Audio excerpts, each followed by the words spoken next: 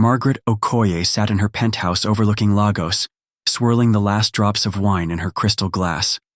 Her eyes were fixed on her son, Alex, sprawled across the velvet sofa, phone in hand, laughing at some shallow social media video. He was 25, handsome, wealthy, and utterly spoiled. Margaret's heart tightened. She knew the world loved him for his money, not for who he was. She had seen it too many times. Friends who flattered him, women who smiled only for his credit card. She wanted more for her only child. "I need to teach him a lesson," she whispered to herself, her eyes hardening with determination. Margaret devised a daring plan. She would disguise herself as a humble widow and take Alex to a remote village in Enugu, making him believe that their fortune had collapsed. It was extreme, but she believed only through struggle could Alex learn humility and discover true love. Alex would hate her, she knew, but Margaret was willing to endure his anger. She arranged the sale of most of her shares secretly and packed their essentials, all while ensuring Alex had no clue. Alex's life changed overnight. One morning, he awoke to find their penthouse nearly empty. "Mom, what's happening?" he shouted. Margaret, in simple cotton attire, handed him a small suitcase. "We've lost everything, Alex. We're leaving for the village immediately. Pack what you need." Alex stared at her, disbelief written on his face. "Lost everything? You can't be serious. This is a joke, right?" Margaret shook her head. "No joke. We have a fresh start ahead of us." The journey was long and dusty. Alex complained endlessly as their car rumbled along unpaved roads. Villagers stared at them curiously as they arrived at their modest new home. It was a simple mud house with a tin roof, surrounded by farms and livestock. Alex groaned. "I can't believe this. How could you ruin my life like this?" Margaret smiled gently. "You'll understand, Alex. Eventually." The first villagers they met were wary of the strangers. Some whispered about their strange behavior and city manners. Margaret, acting as a widow farmer, introduced herself as a hard-working, modest woman trying to start over. It wasn't long before Alex noticed Fyia, a young woman tending to the fields nearby. Her hands were calloused, her eyes bright and confident. She paused and studied him with a mix of curiosity and amusement. Alex smirked. "She thinks I'm some city brat who can't work. Cute." Margaret insisted Alex help with farm chores. Alex resisted, refusing to touch the soil, the animals, or the water buckets. Margaret calmly reminded him, "No one can grow without getting their hands dirty, Alex. Try." By sunset, Alex was sweaty, bruised, and humiliated. Fyia passed by and laughed softly. "City boy, huh? You'll need a lot more than muscles to survive here." Alex scowled but couldn't hide a spark of admiration. Fyia was strict and no nonsense. She scolded Alex when he slacked off, corrected his mistakes, and mocked his initial arrogance. Alex, used to compliments and pampering, felt humiliated. Yet, despite his irritation, he felt drawn to her strength, intelligence, and fiery spirit. Margaret watched silently, pleased. Margaret took Alex to the local market to sell vegetables they'd harvested. Alex stumbled through haggling, overcharging, and insulting villagers by mistake. Fyia intervened, teaching him humility. "You can't buy respect with money," she said sharply. Alex blinked, confused but intrigued. Back home, Alex fumed. "Mom, why did you bring me here? I hate this life. I hate this place.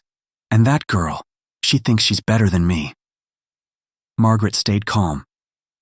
"Alex, this is about more than wealth. You need to understand life's worth beyond money." Alex rolled his eyes, but deep down, he felt a spark of something new, respect for Fyia, and for life beyond luxury. Fyia noticed Alex struggling with planting seeds one afternoon. Though she scolded him initially, she eventually lent a helping hand. Alex was surprised by her gentle guidance and warmth. He muttered, "Why are you helping me? I don't deserve it." Fyia smiled. "Everyone deserves a chance to learn." Over time, Alex noticed Filia's laughter, the determination in her eyes, and her ability to work tirelessly without complaint. Despite himself, he felt a strange admiration for her resilience. Margaret watched, quietly noting Alex's growing interest. Word spread about the new city boy living with Margaret. Villagers whispered about Alex and Filia's interactions. Some speculated they might like each other, while others thought it impossible. Alex, embarrassed, denied any feelings, but couldn't hide the small smile he reserved for Fyia. Margaret devised subtle tests for both Alex and Fyia. She wanted to see if Filia's heart was genuine and if Alex could withstand challenges without relying on wealth. Fyia passed her tests unknowingly, showing integrity and compassion. Alex, however, struggled, frustrated by his inability to control his life or the situation. One evening, Alex sat under the stars, exhausted. "I don't get it," he whispered. "Why does she annoy me so much, yet I can't stop thinking about her?" Margaret, sitting beside him silently, smiled. "You're learning, Alex. Love and respect are earned, not bought." Alex shook his head, unsure whether he hated or admired his mother more for this lesson. The next morning, Alex rose early to help Fyia with chores, trying to impress her without admitting it.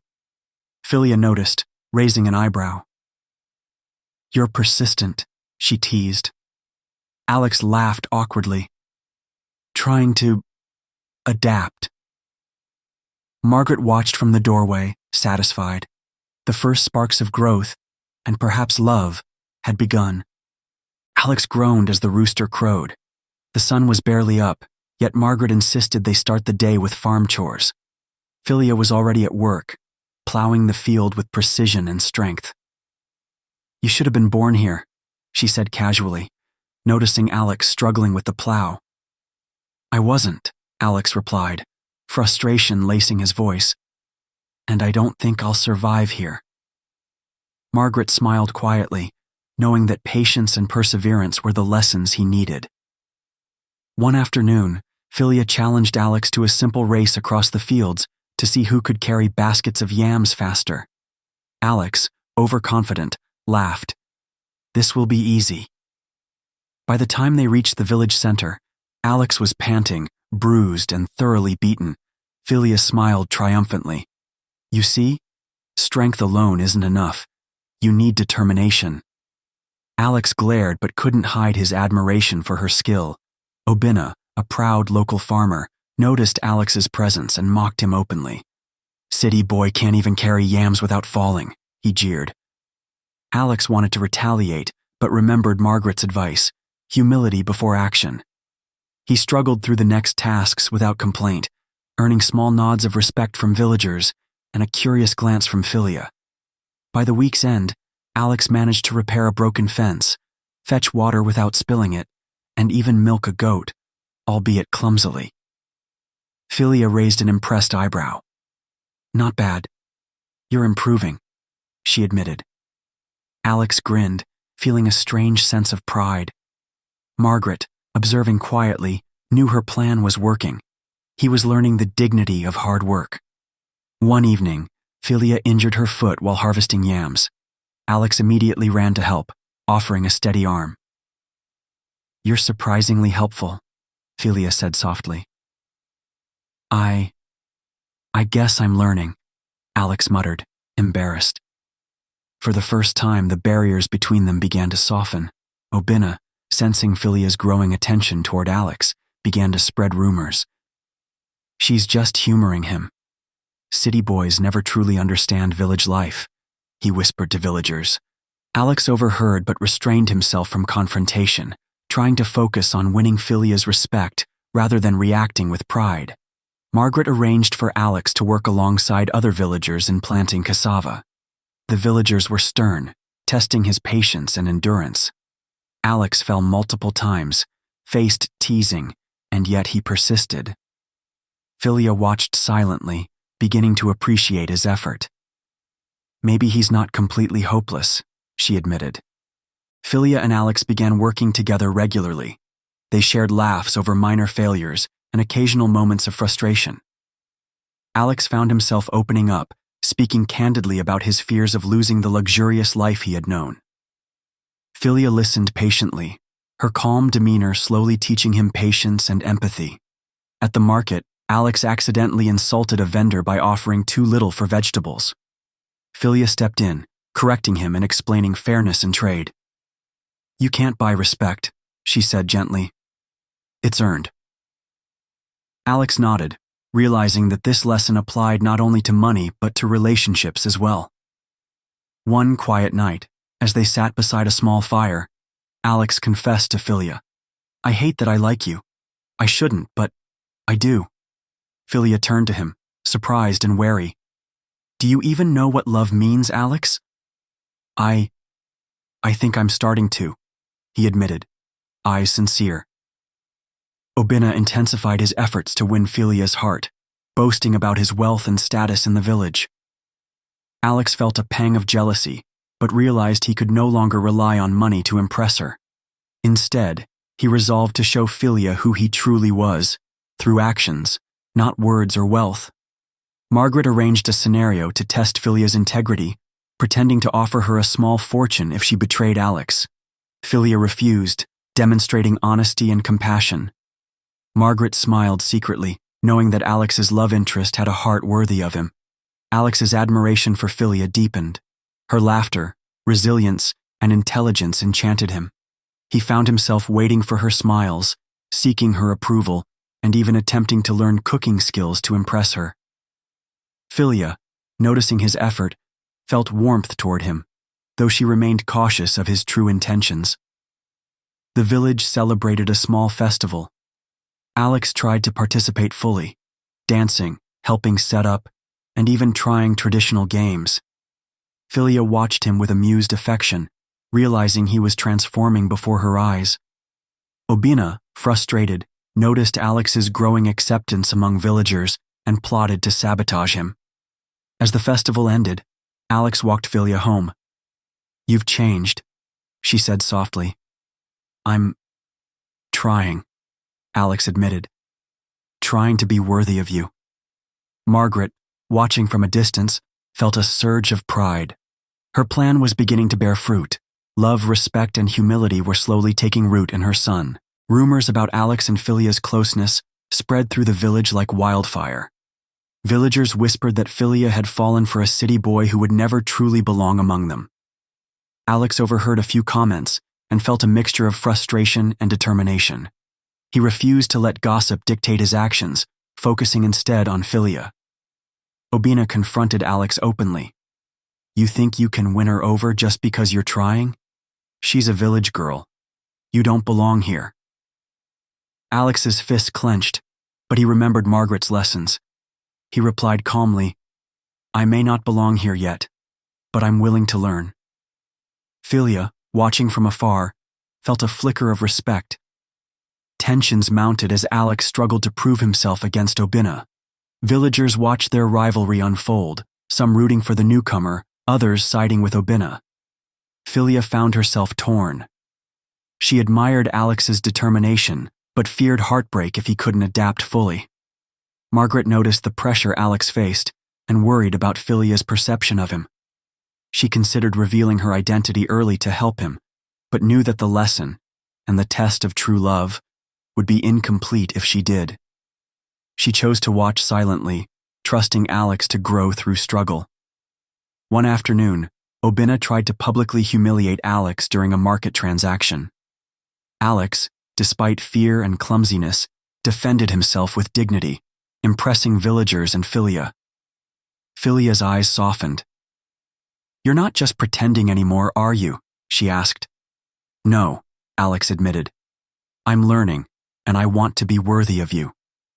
After the village festival, Alex continued working hard, helping villagers without complaint.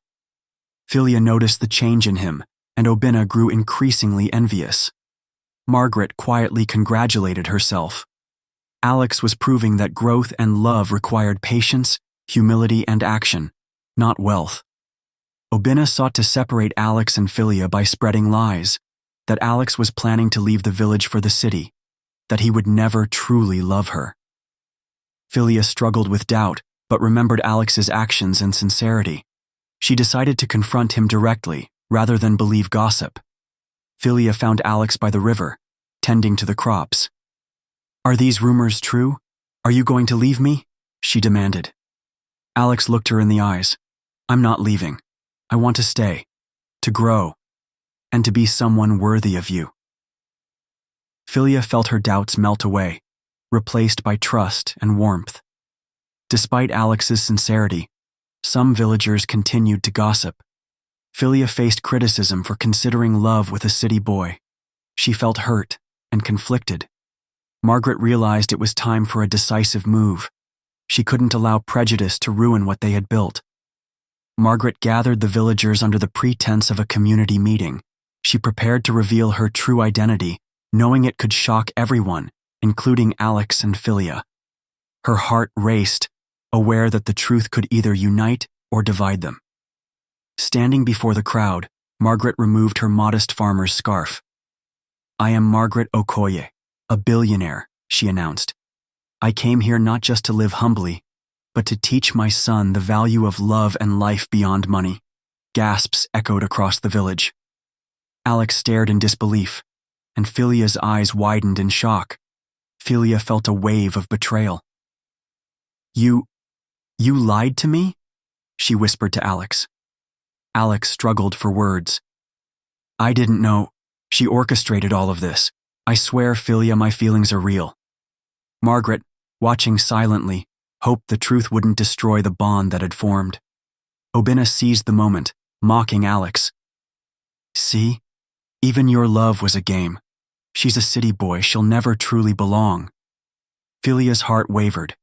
She felt deceived, though she couldn't deny the sincerity she had witnessed in Alex over weeks. Unable to reconcile the deception, Fyia walked away from Alex, tears in her eyes. "I need time," she whispered. "I can't trust you now, Alex." Alex's heart ached, but he understood that only actions, not words, could bring her back. Alex watched Fyia disappear into the fields. He clenched his fists and whispered to himself, "I won't give up. I'll prove my love no matter what it takes." Margaret placed a gentle hand on his shoulder. "Your growth isn't over, Alex. Love requires sacrifice, patience, and humility. Now you'll show her who you really are."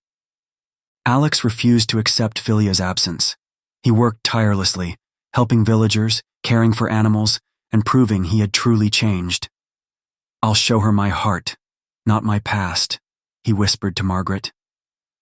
She nodded approvingly, proud of his growth. Alex secretly left small gifts for Fyia, a basket of fresh vegetables, a hand-carved wooden figurine, and notes expressing his admiration and respect. Fyia, noticing the thoughtful gestures, felt conflicted. She couldn't deny that Alex had changed, but her heart still hurt from the deception. One morning, Fyia encountered Alex at the village river. He was helping children fetch water. "Why do you keep following me?" she asked. "Not following," he replied with a shy smile. "I'm proving I can be worthy of your trust." Her heart softened. Obina, furious at Alex's persistence, attempted to sabotage him by spreading false rumors again. Alex, calm and humble, addressed the villagers directly, showing integrity and transparency. Even the skeptical villagers began to admire Alex's transformation. Fyia reflected on Alex's actions, the honesty, dedication, and respect he showed her every day. Slowly, she realized that the man she had begun to care for was genuine, and her doubts started to fade. "You've truly changed," she admitted quietly. During a community gathering, Alex spoke to the villagers and Fyia.